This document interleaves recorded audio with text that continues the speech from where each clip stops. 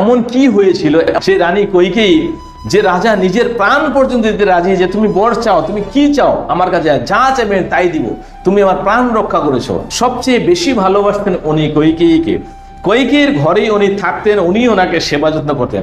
তো কোনো এক সময় কোনো একটা যুদ্ধ করে এসেছিলেন, ওনার গায়ের মধ্যে অনেক ক্ষত বিক্ষত হয়েছিল, সে যন্ত্রণা মানে ওনার জান বেরিয়েছে। তখন সে মাতা কইকেয়ী কোনো একটা মন্ত্র জানতেন, সেই মন্ত্র দিয়ে জলের মধ্যে ফু দিয়ে সে সারা শরীর থেকে সেই ব্যথা বেদনা কমিয়ে দেয়, সঙ্গে সঙ্গে উনি আরাম পান। দ্বিতীয় কথা হচ্ছে, রাজা দশরথের পায়ের বুড়ো আঙ্গুলের মধ্যে কোনো একটা জায়গার মধ্যে ব্রণ হয়েছিল, সে ব্রণটা হয়ে এমন পেকে ছিল, পুজে ভরে গেছিল এবং সেটা এত ব্যথা মানে এত যন্ত্রণাদায়ক যে ওটাকে ঠিক হচ্ছে না।